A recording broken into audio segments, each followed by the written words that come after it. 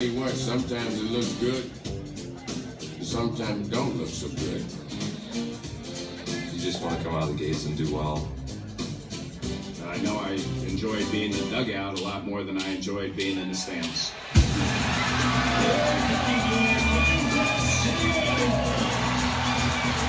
Opening day is always a good day.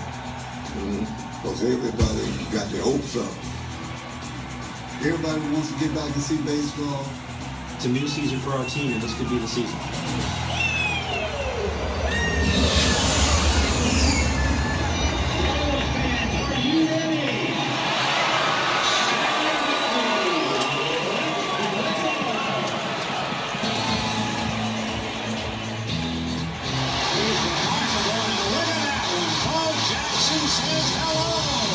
Suzuki drives it to deep left. Alex leaping up against the fence.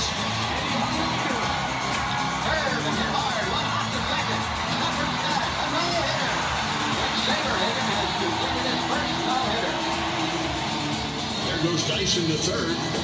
The throw to third is going to be safe. George Brett, one hit from 3,000 to pitch. Hot shot at the second baseman, passed over, fell into right field. He done it. That's a hit. George Brett has done it. Number 3,000. Kansas City has seen a lot of opening days.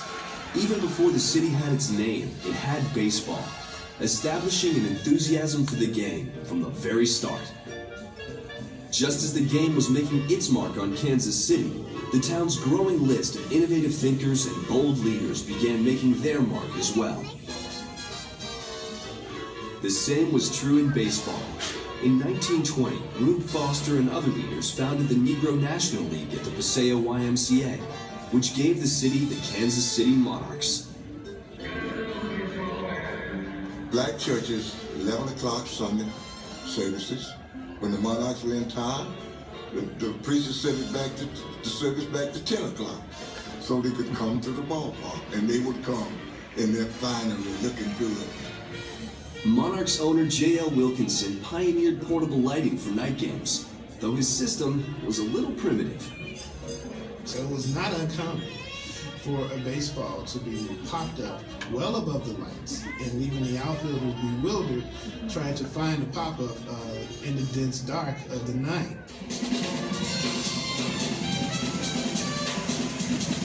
Today, Kauffman Stadium takes Wilkinson's vision to a whole new level.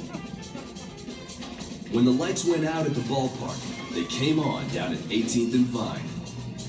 While baseball players were innovating on the field, Kansas City musicians like Charlie Parker, Count Basie, and Ada Brown were innovating in the clubs. When jazz was coming of age in the 1920s and 30s, it was relatively new. Well, here in Kansas City, the Kansas City sound back then was innovation.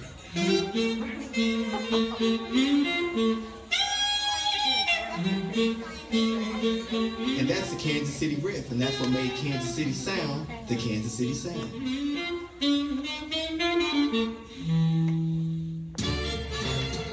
With dazzling artistry in the clubs and dazzling athleticism on the ball field, Kansas City has always been the place to be.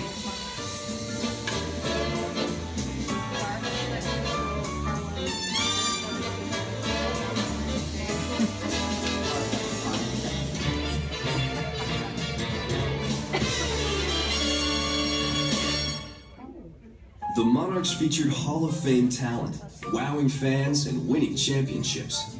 Jackie Robinson wore the Monarchs uniform before being signed by Branch Rickey and the Brooklyn Dodgers, finally bringing down the color barrier that had stained the game for far too long. With baseball's integration, the Negro League soon faded away, and it wouldn't be long before Kansas City joined the big leagues as well. In 1955, Kansas City welcomed the Athletics with open arms. They packed the newly renovated Municipal Stadium for their new Major League team. Owner Charlie Finley gave the A's color and flair, even a memorable mascot named Charlie O. I just wish that my ball club could do as good for themselves as this mule does. We used to go and watch the athletics come out of their clubhouse after games, and we look at them as if they were gods. But the team kept losing, and Finley decided he wanted to change of scenery. When the A's left town, it was like, man, there was a big empty hole in Kansas City. Opening day, 1969. Good afternoon, everyone. In 1969, Kansas City was back in the game. When the Royals came in 69, and everything was back to normal. I remember announcing the news story that Ewing Kauffman was awarded the franchise. He wanted to do something for the city, and he wanted to make Major League Baseball meaningful in Kansas City. And along with Jackson County, that meant a brand new ballpark. I remember when ground was broken for the new ballpark, it was designed for the game, the sightlines of the game, how the game was played, the details of the game. With a spectacular new stadium, the Royals set about building a winning team, combining seasoned veterans with talented rookies. When I came off the field, Hal McRae said something to me one time that stuck in my mind. Never leave the field clean. Because when you leave the field clean, people know that you didn't do anything. Here comes play, they throw it away. They've got to hurry. Wilson might try and score. Here he comes. Dacinski's throw. Not in time. Popped up. This should be it. Cookie Rojas on the outfield grass. Centers himself on the ball. He squeezes this one. By 1976, the upstart Royals had Kansas City in the playoffs, and waiting for them were the New York Yankees. They would battle to the final out of the fifth and deciding game. Mark Littell delivers high fly. It's the right center field. That's gone. Chris Chambliss has won the American League pennant for the New York Yankees. You feel like they're Goliath and you're David. In 1977, the same two teams would fight it out again. But there was always a war with the Yankees. There was something about the Yankees and Royals that we really didn't see eye to eye and get along very well. Ground ball at third. Nettles. Bill Ravenhoff. Double play, and the Yankees have won the pennant. For 3 years, Kansas City had found themselves just short of a trip to the World Series at the hands of New York. But then, in 1980, already up 2-0, but down 2-1 in the top of the 7th, George Brett stepped up to face Goose Gossage. Gossage ready to pitch. Swinging a high fly ball. Deep right field. There she goes. Home run. Home run by Brett. And Dan Quisenberry slammed the door shut. Struck him out. Kansas City, you've got a World Series. The Royals are champions of the American League. It was pretty cool seeing how quiet 56,000 people can be in Yankee Stadium. That was really neat. The good times did not come without their share of storms. The Royals fought adversity when a drug scandal rocked the organization. Mr. Kauffman called me in his office. He kind of chewed me out a little bit, like a father would do. And then he said, but here's what's going to happen. I'm going to give you a 4-year contract. For a guy to do that, that's why I wanted to win everything for him.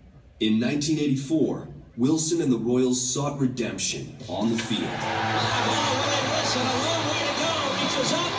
It is over. The Royals are the American League Western Division champions.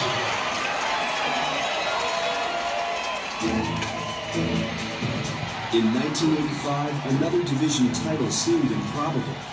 But come October, the Royals had battled their way back into the playoffs. I don't care if you're a little kid or if you're 100 years old in a nursing home, that's what you're talking about. This time, a trip to the World Series would go through Toronto. The Royals lost in the first 2 games. That might do it. The Blue Jays win it. Then fought back. Brett makes a fine play off his own. What a play! It's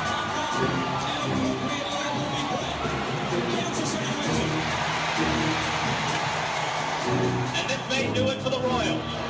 For the second time in their history, they're on their way to the World Series. This is St. Louis, Missouri, and Kansas City, Missouri. You understand what I mean? Oh, man, they packed the ballpark. They packed the ballpark. Down 2 games to none, the Royals needed 2 wins in St. Louis to get back to Kansas City. That is the first home run of the 1985 World Series. We're down to the elimination game. And ABC was bringing in the lights and the cameras, and so the guy was putting up the lights and stuff, and Willie looked up and he said, you guys might as well take those lights down, because you won't see any crime in this locker room tonight. That kind of gave me a little lift. Back home, the outcome would be nothing short of a miracle.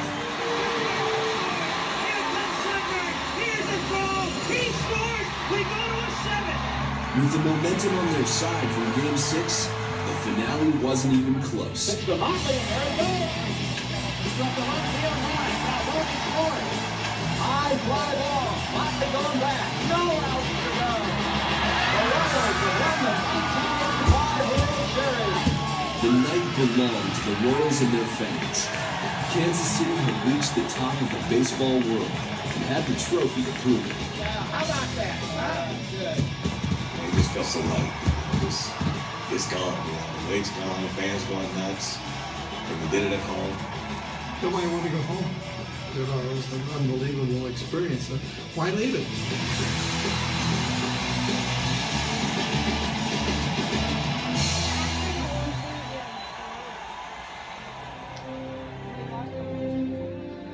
Kansas City would never know how many other championships manager Dick Hauser might have led them to. As courageously as he fought on the field, in 1987 he would lose a battle to brain cancer. A moment of silent prayer for our beloved former manager, Dick Hauser.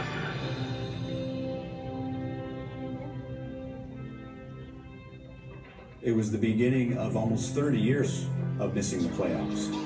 And yet there was still Bo Jackson, 3 Cy Young winners. There were careers in a Royals uniform that resulted in plaques in the Royals Hall of Fame. The city was a story again when the All-Star game was here in 2012. But the fans wanted the Royals to be a story again. And then Salvador Perez caught that pop-up in Chicago. And who would have known what was ahead of us after that? Kansas City, you are in the playoffs. A winner-take-all wild card playoffs. Off the top of the wall, Hosmer's going to end up at third base. Swinging a ground ball to third. It's fair!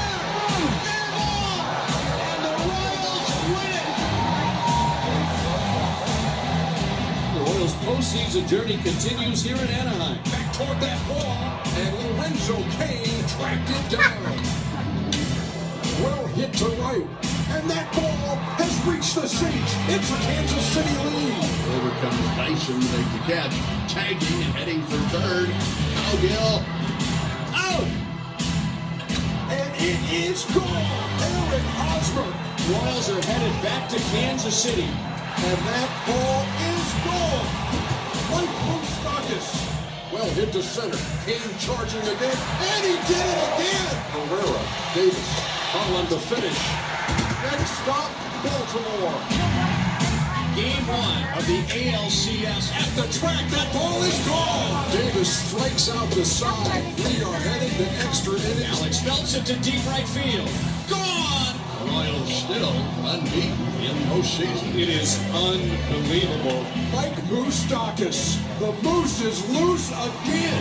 It's hard to imagine any team playing any better than the Royals. Moustakis to the railing of the dugout suite. Reaching over the railing. He caught it.